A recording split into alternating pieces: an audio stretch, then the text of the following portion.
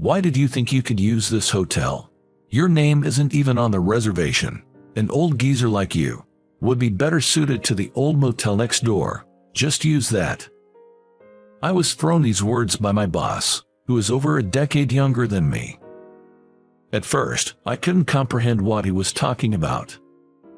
But knowing him, these words didn't feel out of place. However, it was only when things started to get worse that I truly felt the weight of those words. My name is George Smith. This year, I turned 52. I've been working at my current company for about 30 years. It's a consulting firm for small and medium-sized enterprises, and I am just an ordinary employee. I didn't join with any grand ambitions. I simply liked the work of supporting people and companies and felt it suited my nature. I live with just my wife and have led a life unconnected to promotions. As for me, I find happiness in a situation where my wife can do what she wants, how she wants. The company I work for isn't a large corporation. It falls under the category of small to medium-sized enterprises. We have just over 40 employees, creating a rather homely atmosphere. In my department, including myself, we are a team of 6, managing operations in a small group. The head of our department is a calm individual, just a year older than me, and we often engage in various discussions. The other members, although younger than me, interact with me warmly, much like a beloved uncle in the family. I genuinely think it's a comfortable environment, but such tranquil times are often disrupted by trivial incidents. One day, as usual, I arrived at work to find an unfamiliar young man sprawled in the seat of our department head. The previous head, who had been there until yesterday, was nowhere to be seen. For the time being, I decided to sit at my usual desk, but it seemed like the other members were also unaware of the situation, feeling somewhat restless. When the morning meeting started, the young man at the head's desk moved next to Mr. Johnson, the company president, and was introduced. His name is Michael Green. At 40, he is a decade younger than me. His suit seemed rather high-end, just from its appearance. When Michael was introduced by Mr. Johnson, he stepped forward, surveyed the room, and spoke briefly. "I am here to reform this company. I've come to seek newness and create a better role model. We will revamp anything outdated. So I look forward to working with all of you." It appeared that the previous head had been transferred to another department. It was a sudden personal change, and we hadn't even had the chance to say goodbye. Being a small company, I thought there would be another opportunity to talk. However, I soon realized how wrong I was, just an hour after Michael's introduction. From the very first meeting, Michael began to criticize the existing methods and practices of our department. "Why are these documents printed on paper? Wouldn't electronic communication be more cost-effective and easier for information sharing? Is all contract communication done on paper? It's feasible to carry documents for local enterprises, but what about distant ones? Apply for electronic signatures and make them official for the company. A consulting firm that cannot utilize IT tools is bound to be left behind. I'll be leading the training, so please attend." It was unbearable to have everything we had worked on changed by someone who had just arrived. I decided to voice my opinion. "I appreciate your input, Michael, but most of the companies we've contracted with are based on the scale of company and informational assets. Focusing on human resource and sales material, changing everything on our end could significantly affect our clients." "That's the problem with old-timers," Michael muttered loud enough for others to hear. I felt slightly irritated.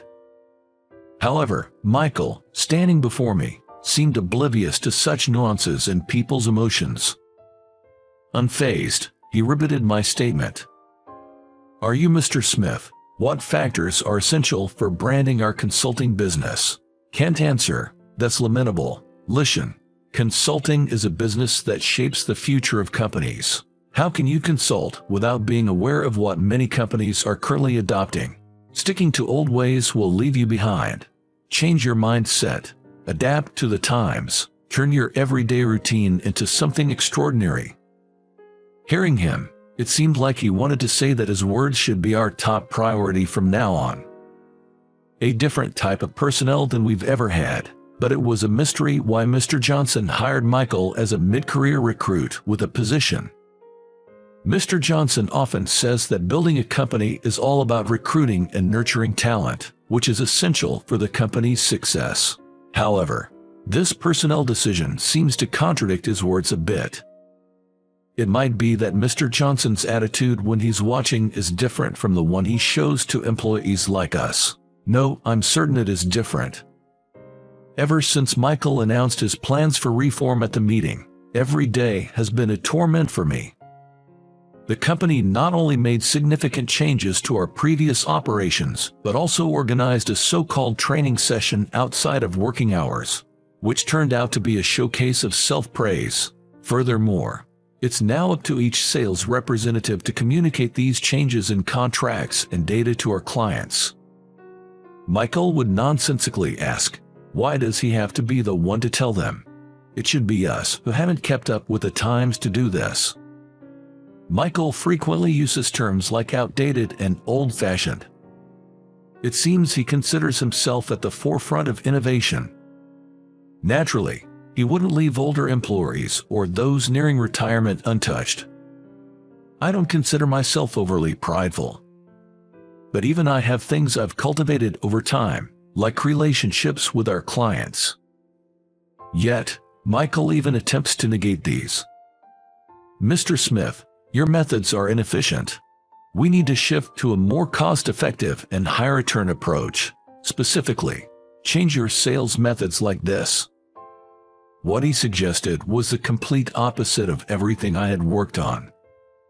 I explained the background and the company's long-standing practices, but Michael, now the head, simply scoffed and refused to listen to me.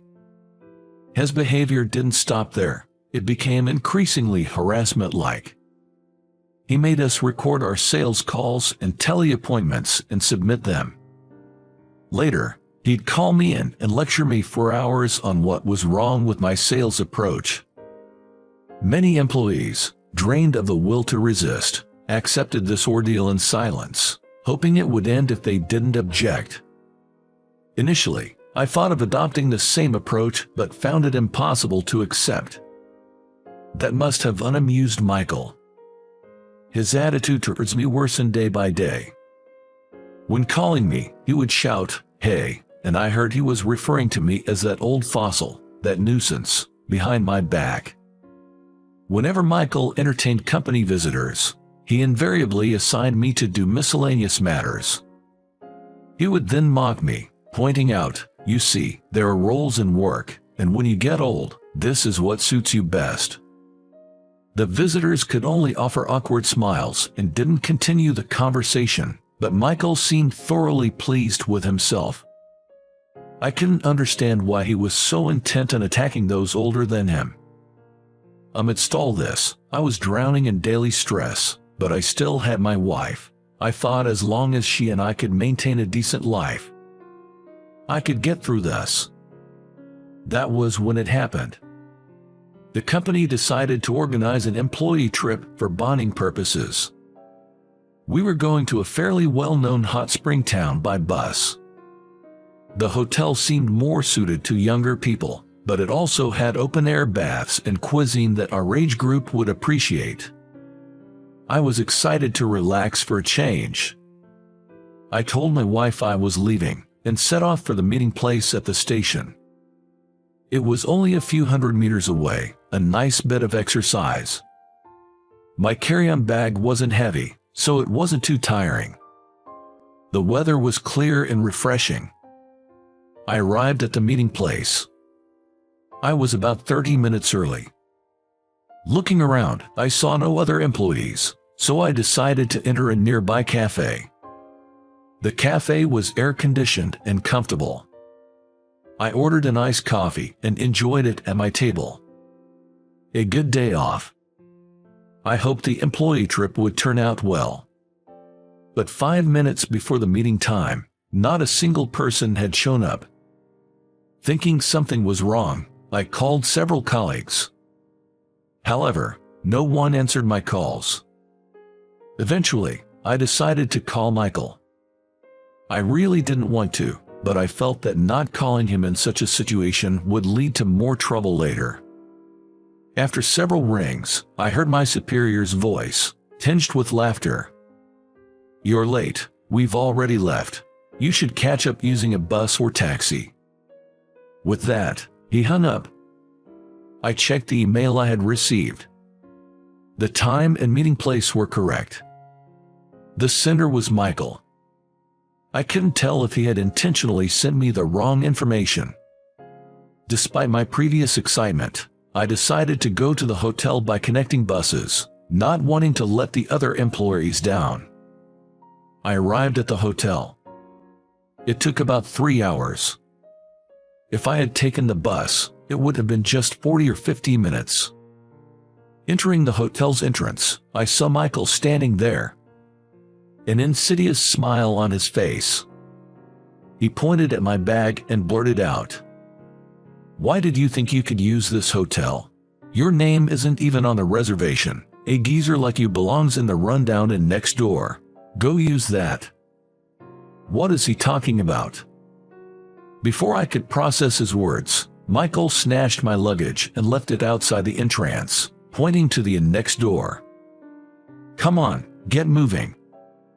This was nothing short of bullying. I never expected to be treated like this, especially by someone younger. I was stunned, but exhaustion from the bus ride sapped my will to retaliate, so I moved to the adjacent end without protest. Michael's laughter echoed behind me. At the inn, the landlady personally attended to me. She kindly carried my luggage and showed me around the inn. Despite its slightly worn appearance, the interior was well maintained and comfortable. Upon reaching my room, the landlady said, "Please relax," and left. Eager to wash off the sweat, I headed to the large public bath. It was quaint, a bit old-fashioned, but to my liking. The inn featured a sauna and an open-air bath, satisfying the basic elements of a hot spring. Returning to my room, I found dinner served by the waitress.